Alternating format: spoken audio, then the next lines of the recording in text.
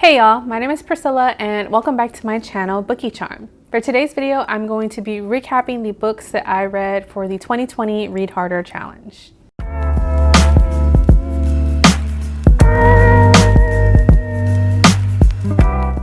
So the Read Harder Challenge is put on by Book Riot. It's an annual reading event that happens all year long. It's 24 prompts and it's a attempt, I think, at just broadening your horizons in terms of books that you tend to pick up or not. And I try to do it every year, and 2020 was a year, but I think I did pretty well considering. So I'm going to go through the prompts, the book that I read or attempted to read for that prompt, and a brief kind of really quick thoughts of what I thought about it, because again, there are 24 prompts and we would be here for a while if I went into depth about those books. So let's go ahead and get started. The first prompt was to read a YA nonfiction book, and for this I read Stamped: Racism, Anti-Racism, and You by Jason Reynolds and Ibram X. Kendi. And I got the hardcover earlier in the middle of the year, I think, but I actually listened to the audiobook version of this, which I really enjoyed. This is the YA adaptation of the adult Stamped from the Beginning, and this is the book that claims to be a non-history book. It's a remix, and I thought that it was written in a very conversational tone that makes this history, very broad history, very accessible to a YA audience. I thought it was really great. In terms of the audiobook, I thought that that was just a really great experience. Jason Reynolds performs it, and that narration is really, really great. So I really liked this very accessible history book. The next prompt is to read a retelling of a classic of the canon, fairy tale, or myth by an author of color. For this, I read The Ballad of Black Tom by Victor LaValle. The Ballad of Black Tom is a retelling of H.P. Lovecraft's The Horror at Red Hook, and Lovecraft is a notorious racist, and that shows up in his works blatantly and subtly as well. And I think that LaValle took that racist story and created a book about Blackness and police brutality and the brutality and violence on Black bodies. And I thought it was a really inventive, imaginative, strange story, and I love Victor LaValle, so definitely gonna be reading more horror from him. The next prompt is to read a mystery where the victim is not a woman. And for this, I read Untamed Shore by Silvia Moreno-Garcia. This is a noir thriller that takes place in the 70s in Baja California, and it follows Viridiana, who is a Mexican translator. She is kind of thrown into these waters with these three white people that are very mysterious. There is a crime, and it's very atmospheric and haunting, and it's about how she adapts and changes to her surroundings with these sharks that are all around her, literally in this shark fishing town, but also with these very mischievous, you could say, white people that she's living with. The next prompt is to read a graphic memoir, and for this I read They Called Us Enemy by George Takai. This graphic novel retells and recounts Takai's experiences as a child living in Japanese internment camps during World War II in the US. And I thought it was a really great memoir, a really great graphic memoir. It makes me want to pick up more graphic memoirs because I've loved them in the past and I don't know why I don't do that more. But the art was great. I thought it was a really great balance of historical events, but also with very personal anecdotes from Takai's life. So a really great memoir. The next prompt was to read a book about a natural disaster, and for this I read Aftershocks of Disaster, which is edited by Yarimar Bonilla. This was an ebook that I read, and it's a compilation of essays about the aftershocks of Hurricane Maria in Puerto Rico, and it's actually written by people that live in Puerto Rico, that lived in Puerto Rico at the time, and that were reporting on the hurricane and its after effects in Puerto Rico as well. So I thought that this book was good. I thought that it highlights a lot of the issues with living in a colonial state where you have been abandoned, and the trauma that is inflicted, the long-lasting trauma that is inflicted on those people, and how nobody wants to be resilient. We want our governments and our infrastructures to be resilient, but how that has failed Puerto Ricans over and over again. And I thought that that is what I got from this book, although I did find it to be very repetitive in a lot of these essays. So really glad that I read it. The next prompt was to read a play by an author of color and or queer author. And for this, I picked up Dead White Rider on the Floor, written by Drew Hayden Taylor. So this is a short mystery, and it's very, very weird. It follows 6 indigenous characters, main characters that are taken from history and or literature, like Pocahontas and Tonto, and it places them in this room with this dead white rider that is on the floor. And it's a commentary on indigenous politics and identity politics, and it's a bit satirical, but I thought that it kind of lost me a little bit in the second act because it's a little bit confusing. But overall, I'm still really glad that I read this satire, and I think it would be a lot funnier if I saw it live, like on an actual stage. The next prompt was to read a historical fiction novel not set in World War II.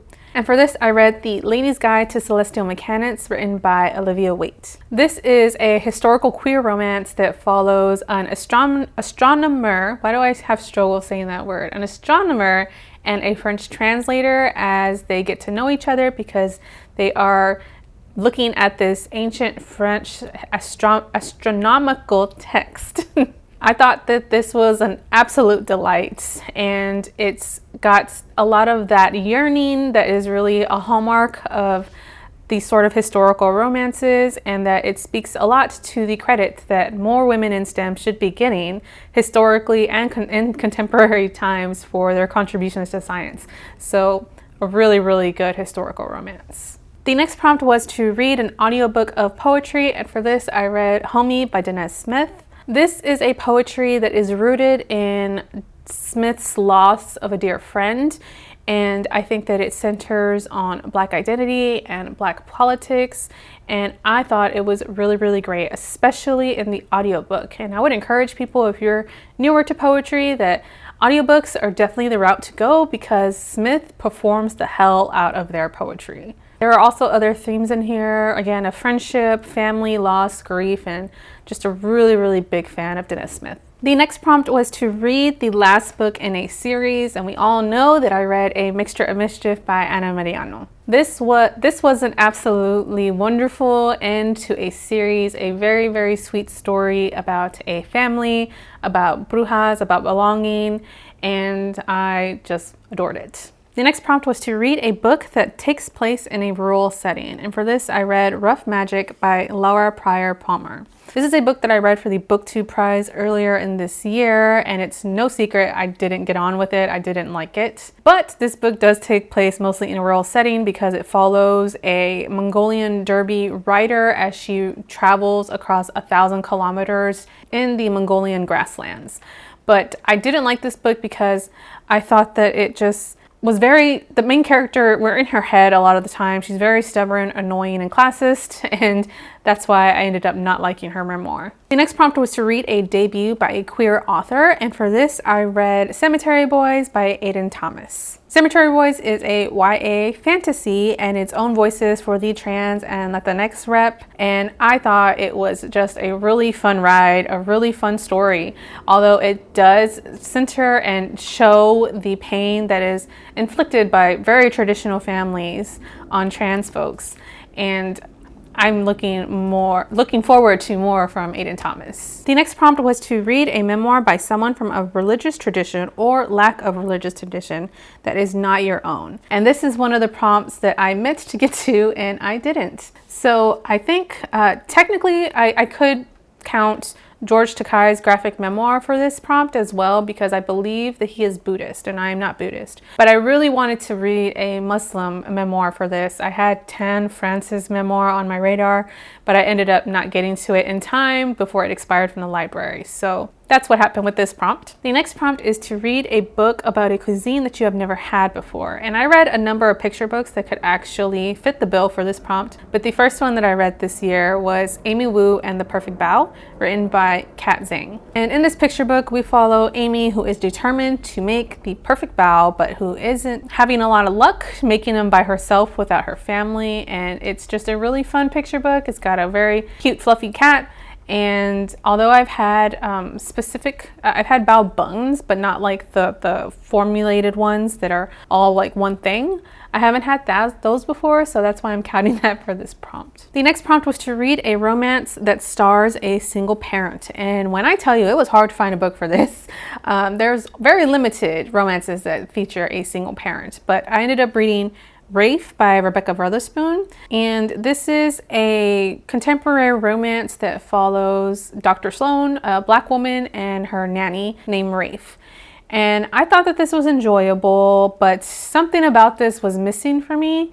But I do like that Dr. Sloan is a very successful doctor who has 2 little girls, and Rafe is like the ultimate cinnamon roll character. So I did enjoy them talking about their immediate attraction. So there's no miscommunication there. There's none of that miscommunication tropes in romances that people tend to dislike.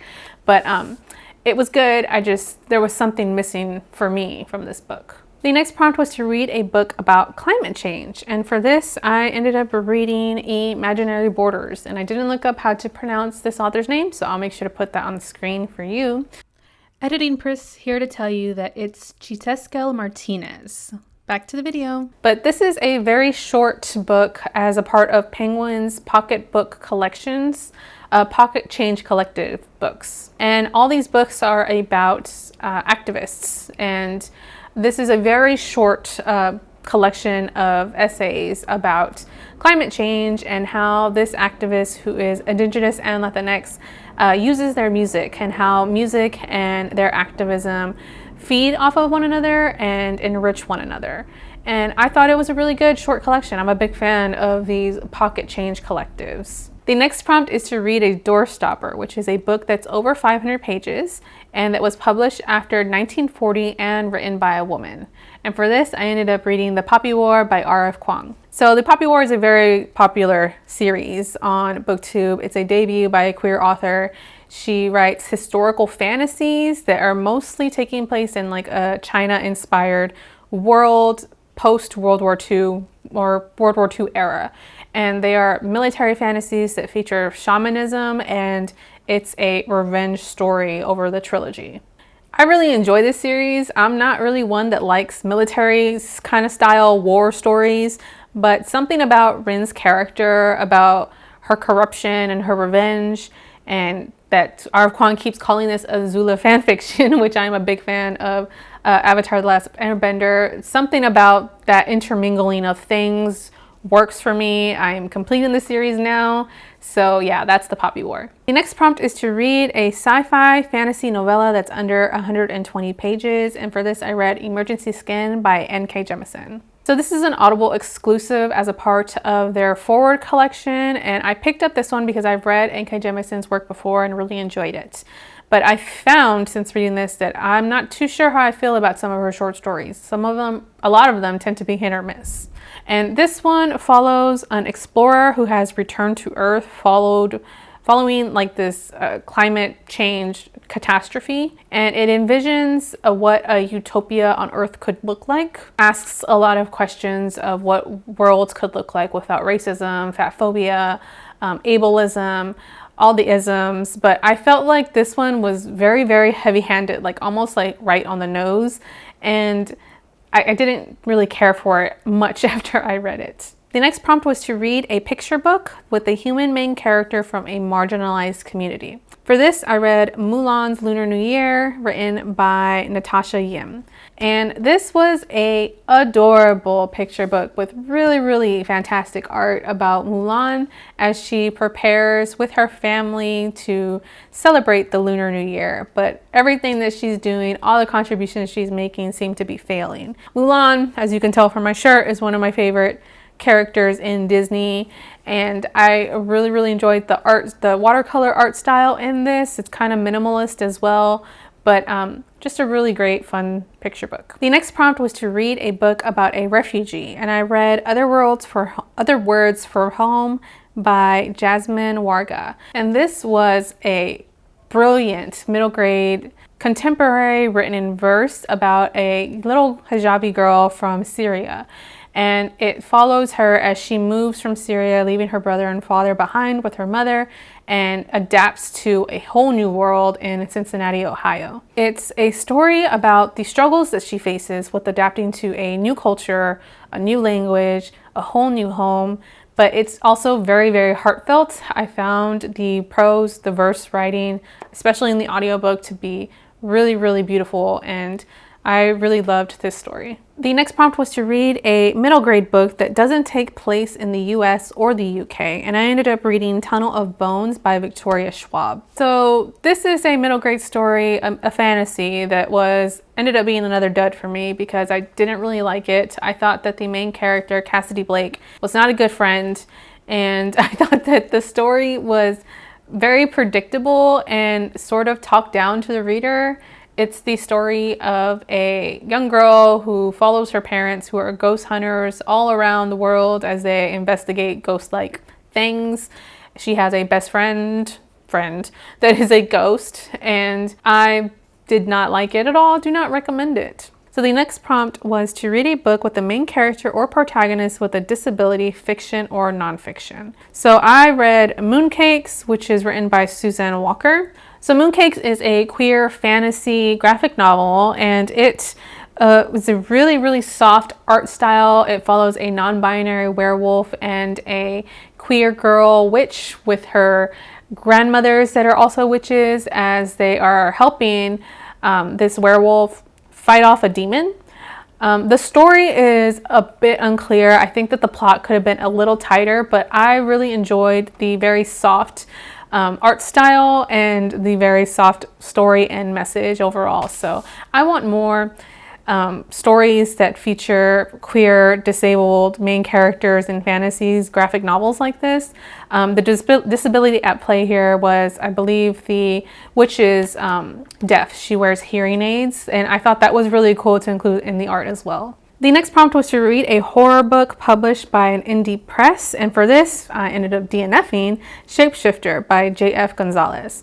So this is an ebook that I had bought out of an ebook horror Latinx bundle many, who knows how long ago, and I DNF'd this very early on. It is a book from the early 2000s, and it very much reads like a book from the early 2000s written by a man.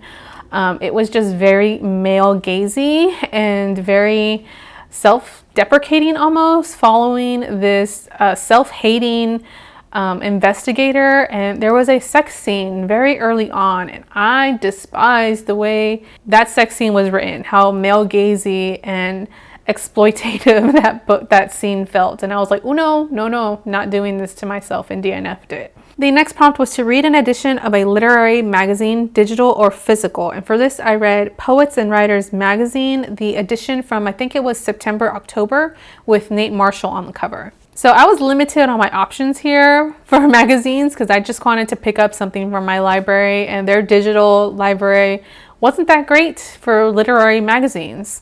But I ended up picking this one because I've been very interested in Nate Marshall's poetry. And this poetry magazine, Writers Magazine, talks about Finna by Nate Marshall.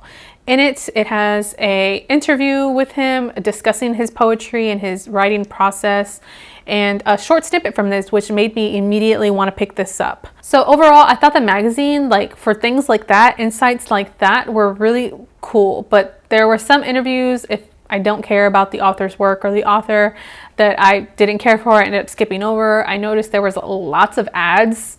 Like almost every other page was an ad for a writing workshop or a retreat or some sort of thing like that, that as a not just a reader, I don't really care for. But there were also other moments in this magazine of glimpses for poetry that was coming that I heard from this magazine. So kind of a hit or miss for me. I'm not too sure how I feel about it, but I am willing to read other literary magazines after having read this one. And the last prompt, we made it to the end, was to read a book in any genre by a Native, First Nations, or Indigenous author. And for this, I read The Heartbeat of Wounded Knee by David Truer. And this is a nonfiction history book that I read for the BookTube Prize. It's written by an Ojibwe author, and it details the history of Native Americans in the United States since I'm forgetting the year, from the 1800s, from that Wounded Knee massacre up to contemporary times. It's also part memoir and telling some of his discussions and journey with his discussions with other contemporary Native people living in the US today. And I thought it was absolutely brilliant. I thought it was a really, really rewarding experience, a learning about the history of some of the identity politics and issues that plague Native communities today. Okay, so those are all the prompts and all the books that I've managed to get to for the Read Harder Challenge in 2020. So yeah, that was quite a bit. I'm glad that I was able to get to all of them. I hope that maybe you saw something here that has piqued your interest now. If that is so, make sure you leave that in the comments down below. I would love to hear from you. But yeah, I think this video is going to be long enough. So that's all I have for you today. Thank you so much for watching, and I hope to catch you in the next one. Bye.